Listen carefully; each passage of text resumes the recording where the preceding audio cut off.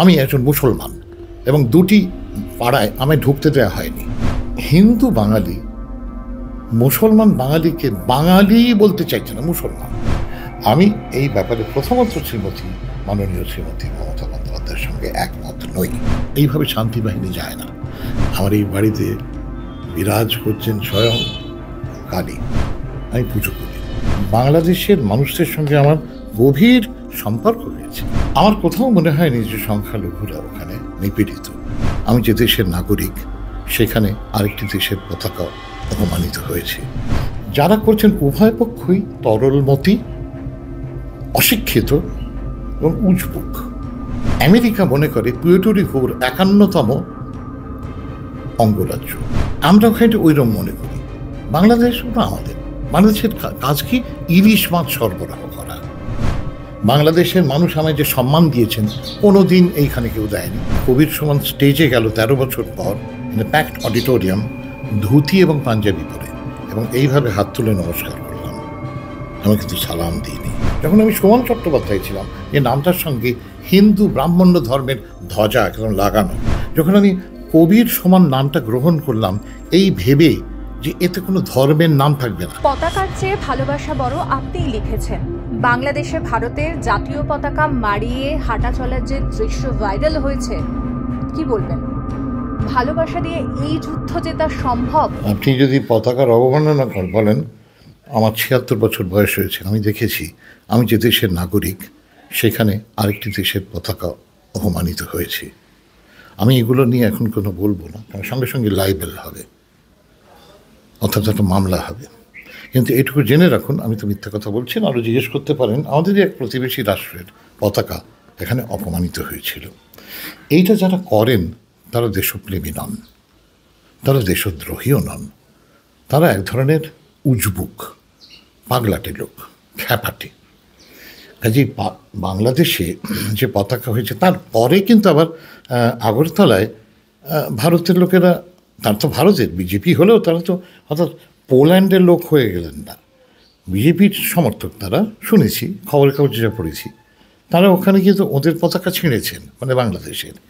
তারা তো, আমরা ছোটোবেলায় বলতাম শোধ বোধ ইত্যাদি, পরেরটা বললাম না। এখন বুঝতে পেরেছেন, যারা করছেন উভয় পক্ষই তরলমতি, অশিক্ষিত এবং উজবুক। এর বেশি আমার কিছু বলার নেই। এবং পতাকার চেয়ে নিঃসন্দেহে ভালোবাসা বাড়ো। আমি যদি আমার দেশের একটি, আমি তো খুব ছোটোবেলায় হোমোসেক্সুয়াল ছিলাম, খুব ছোটো না, 16 বছর বয়সে। তারপর আর হোমোসেক্সুয়াল না। তারপর আমার মহিলাদেরই বেশি ভাল লাগে, এখনও ভাল লাগে। এই যেমন আপনি খুব সুন্দর, আপনাকে আমার ভাল লাগছে। কিন্তু আপনাকে ভাল লাগছে মানে কি, আমি জানতে চাইছি আপনার দেশ কোথায়? স্নেহা, আমি তো এটা জিজ্ঞেস করছি না। আপনার না, আপনি হয়তো পোল্যান্ডের নাগরিক। এবার আমি পোল্যান্ডের নাগরিককে বুকে তুলে ঘুরে পোল্যান্ডের পতাকা নিয়ে ঘুরে, তা তো না।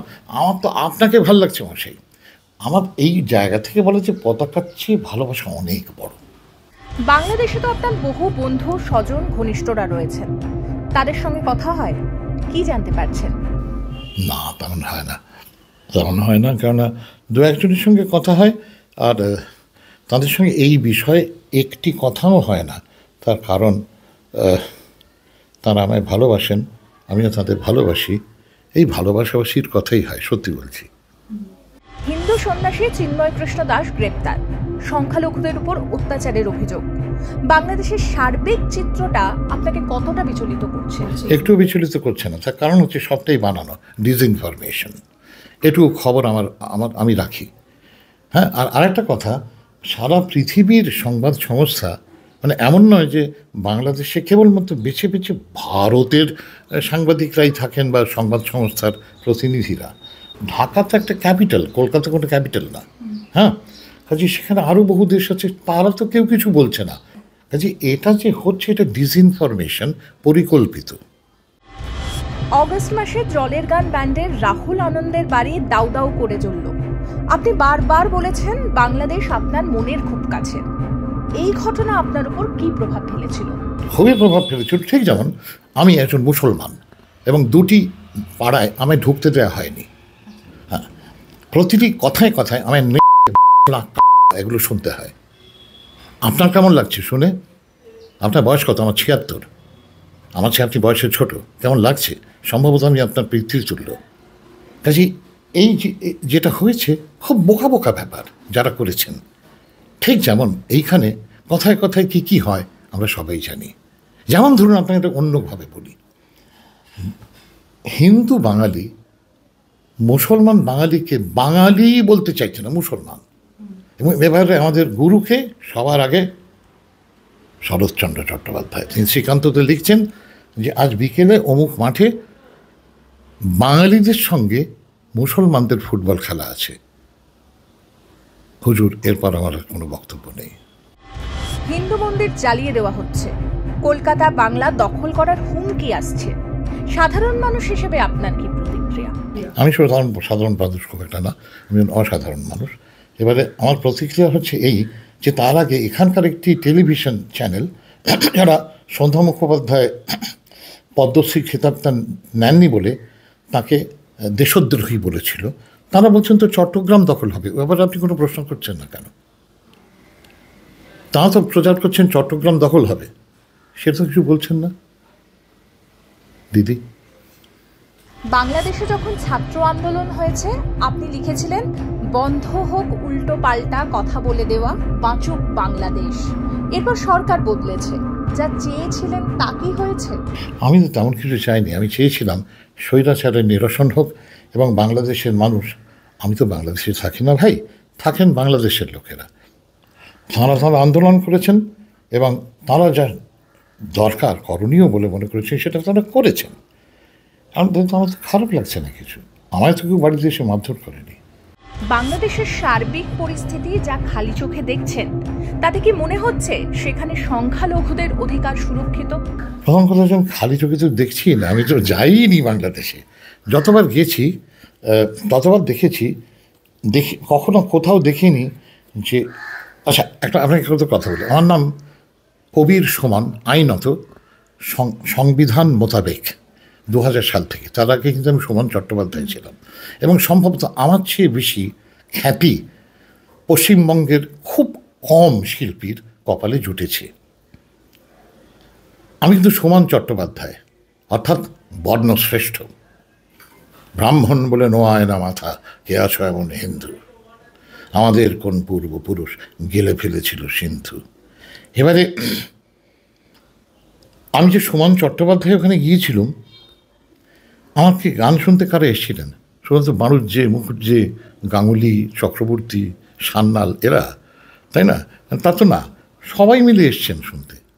কত রকম মানুষ এসছেন, চাকমা মারমা তারাও এসছেন। আমার কোথাও মনে হয়নি যে সংখ্যালঘুরা ওখানে নিপীড়িত। আমার মনে হয়নি, কিন্তু আমি তো ওখানে থাকি না। কেমন? আচ্ছা, এছাড়াও আমার এই চমৎকার কর্মব্যস্ত এবং বিবাহ ব্যস্ত জীবনে, যেখানে আমি 5টা বিয়ে করেছি এখন পর্যন্ত, আরও 2-1টা হয়ে যেতে পারে যদি আপনারা আশীর্বাদ করেন, 2জন স্ত্রী ছিলেন বাংলাদেশের। তাই আমি দুলাভাই বাংলাদেশের জামাইবাবু।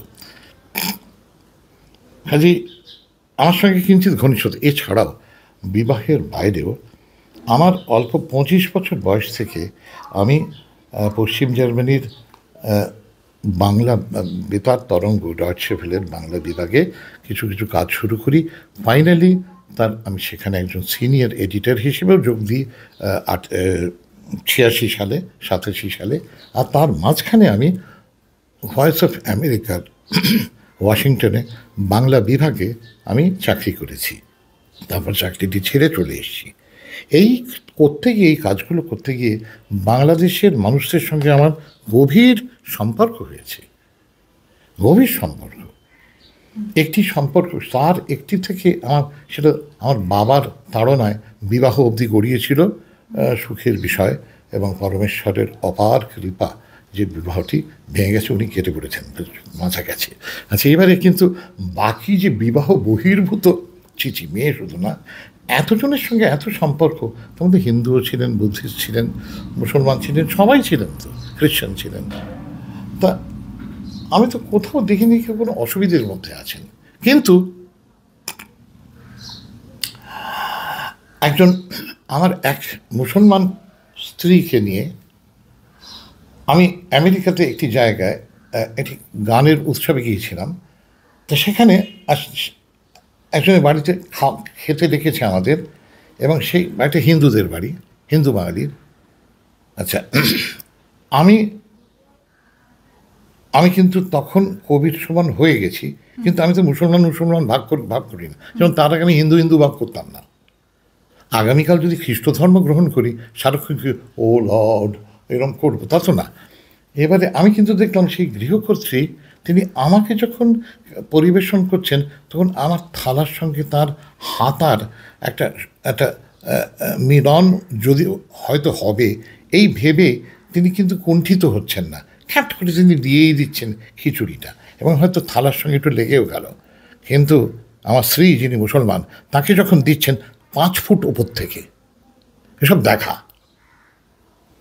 দেখা, কে যে কত উদার সব দেখা হয়ে গেছে। কম তো দেখিনি কিছু, ভালোও দেখেছি, খারাপটাও দেখেছি। কাজেই আমার মনে হয়, দেখুন মুদ্রা যে ব্যাপারটা, যে আমরা ঠিক করে ফেলেছি আমরা বাংলাদেশকে কীভাবে দেখব। এটা একটা যারা চেহারায় বড় হয়, দেখবেন খুব বড়, যারা খুব বড় হন, আমাদের এখানে কেউ কোনো সরদিয়া আছেন, ভীষণ বড় চেহারা, তাদের বাজনা, তাদের অ্যাটিচিউড বড়। এর পাশে যদি রোগা একজন সরদিয়া যান, তাকে ভাল লাগে না। আমেরিকা মনে করে পুয়ের্টো-রিকোর 51তম অঙ্গরাজ্য মনে করে, বা হাইটি আসলে ওটা ওদেরই। আমি নিকারাগুয়ার বিপ্লব, আমি একমাত্র উপমহাদেশীয় সাংবাদিক যে নিকারাগুয়ার বিপ্লবের উপর বই লিখেছে। এবার যিনি নিকারাগুয়ার ডিকটেটর ছিলেন, সোমোসা, তিনি আমেরিকার বাসংবাদ ছিলেন। প্রেসিডেন্ট রুজভেল্ট আমেরিকার সেনেটে দাঁড়িয়ে বলেছিলেন, granted Somoza is a son of a but he is our son of a. এটা আমি কোট করছি। হ্যাঁ, তা আমরা ওখানে ওইরকম মনে করি। বাংলাদেশ ওটা আমাদের, বাংলাদেশের কাজ কি? ইলিশ মাছ সরবরাহ করা, এছাড়া আমাদের বাংলাদেশের তার কোনো ফাংশন নেই। একটু ইলিশ দিও ভাই, মাঝে মাঝে প্রাণে তোমার ইলিশ খানি দিও, এই হচ্ছি আমরা। আমেরিকাও এরকম। কাজেই 2022 সালে কনসার্ট করতে বাংলাদেশে গিয়েছিলেন, মাঝে 13 বছরের গ্যাপ। সে সময় শেখ হাসিনা প্রধানমন্ত্রী। তখন কি বাংলাদেশকে অশান্ত লেগেছে? একেবারেই না। আমি বাংলাদেশে প্রথম কথা যে পরিবেশটা পেয়েছিলাম সেটা এখানে কোনোদিন পাইনি। বাংলাদেশের মানুষ আমায় যে সম্মান দিয়েছেন, কোনো দিন এইখানে কেউ দেয়নি। তার মানে এই নয় যে এখানে কেউ আমায় ভালোবাসে না, নিশ্চয়ই বাসে। আমার গান মন দিয়ে শোনে, কিন্তু বাংলাদেশে কীভাবে শোনে, ওই ভাষাটার জন্যই হয়তো। আপনাদের একটা কথা বলি, এটা যদি প্রচার করেন খুব ভালো হয়। 13 বছর পর আর সুমন চট্টোপাধ্যায় গেল না, কিন্তু কবির সুমন গেল। আমি তার 13 বছর আগে যে সুমন চট্টোপাধ্যায় গিয়েছিল বাংলাদেশে, একাধিক কনসার্ট করেছে, সে পড়তো জিন্স আর ডেনিম, আর পায় শুজ। এইবারে যে যিনি গেলেন তার নাম কবির সুমন, আইনত, এবং বাই ফেথ তিনি একজন মুসলমান। সেই লোকটা কবির সুমন স্টেজে গেল 13 বছর পর, in a packed auditorium, dhoti এবং পাঞ্জাবি পরে, এবং এইভাবে হাত তুলে নমস্কার করলাম। আমি কিন্তু সালাম দিইনি। পুরো কনসার্টে একবারই আমি বিধাতার নাম করেছিলাম, পরমেশ্বর বলেছিলাম, আল্লাহ বা খোদা বলিনি। কিন্তু বাংলাদেশের একটি পত্রিকাতেও এই নিয়ে একটি ব্যঙ্গোক্তি বা শ্লেষ ব্যক্ত হয়নি। কেউ একবারের জন্য বলেনি যে কবির বা সুমন আপনি সালাম দিলেন না, একবারও বলেনি। আর এখানে আমি একটা গান লিখেছিলাম, সুমন চট্টোপাধ্যায় একটা গান লিখেছিল, কি আমি চাই সাঁওতাল তার ভাষায় বলবে রাষ্ট্রপুঞ্জে। তাতে একটা লাইন ছিল, আমি চাই হিন্দু নেতার সালমা খাতুন পুত্রবধূ, আমি চাই ধর্ম বলতে মানুষ বুঝবে মানুষ শুধু। যখন আমি সুমন চট্টোপাধ্যায় ছিলাম, যে নামটার সঙ্গে হিন্দু ব্রাহ্মণ্য ধর্মের ধ্বজা একদম লাগানো, তখন কিন্তু কারোর কোনো অসুবিধা হয়নি। যখন আমি কবির সমান নামটা গ্রহণ করলাম, এই ভেবে যে এতে কোনো ধর্মের নাম থাকবে না। কবির সুমন নামে কিন্তু ধর্মের গন্ধ নেই। আমি যখন এই কবির সুমন আবার যখন গান, ও ইনিই না বলেছিলেন, কত কাগজের চিঠি বেরোলো, এই লোকটাই না বলেছিল যে ধর্ম বলতে মানুষ, ও তো এখন মুসলমান। কে বলেছে? কবির সুমন নামটা কোথায় মুসলমান? অর্থাৎ আমি তখন দু একটা জায়গায় বলা শুরু করলাম, একদিন হিন্দুর গান শুনেছেন, এবার মুসলমানের গান শুনুন। কাজে এই উদারতা আমি বাংলাদেশে যা পেয়েছি এখানে তো পাইনি ভাই। মুখ্যমন্ত্রী মমতা বন্দ্যোপাধ্যায় তো শান্তি বাহিনী ব্যবহারের কথা বলেছেন বাংলাদেশ ইস্যুতে, আপনার কি মতামত? আমি এই ব্যাপারে প্রথমত মাননীয় শ্রীমতী মমতা বন্দ্যোপাধ্যায়ের সঙ্গে একমত নই। বাংলাদেশ একটি সার্বভৌম রাষ্ট্র। শান্তি বাহিনী বা প্রতিবেশী কোনো লোক, ওই পাড়া একটা ওইখানে একটা গোলমাল হচ্ছে রে, ওটা শান্তি বাহিনী যে একটা ছেড়ে দেয়, এক ব্যাটালিয়ন শান্তি বাহিনী ওইদিকে পাঠিয়ে দাও, এইভাবে শান্তি বাহিনী যায় না। যে দেশে শান্তি বাহিনী দরকার তাদের চাইতে হয় সার্বভৌম রাষ্ট্র। বাংলাদেশের কাজ এটা। আমরা প্রতিবেশী হিসেবে ইলিশ মাছ খাই বরং। আপনার কথা শুনে একটাই কথা মনে হচ্ছে, আপনি সেকুলার। আপনি কি সত্যিই তাই? মায়েরই তাই, সত্যিই তাই, সত্যিই তাই। আমার এই বাড়িতে বিরাজ করছেন স্বয়ং কালী। ওকে আমি মা ডাকি না, আমার মা ইনি উমা চট্টোপাধ্যায়। কালী আমি পুজো করি, যখন চাই পুজো করি, গান গাই। ওইখানে রয়েছেন দেবী সরস্বতী, আমার ছাত্র ছাত্রী রাবণের গোষ্ঠী, তারা সরস্বতী পুজো করেন, আমিও পুজো করি।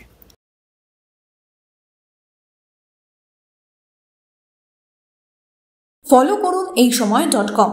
আপডেটেড ভিডিও স্টোরির জন্য সাবস্ক্রাইব করুন আমাদের ইউটিউব চ্যানেল।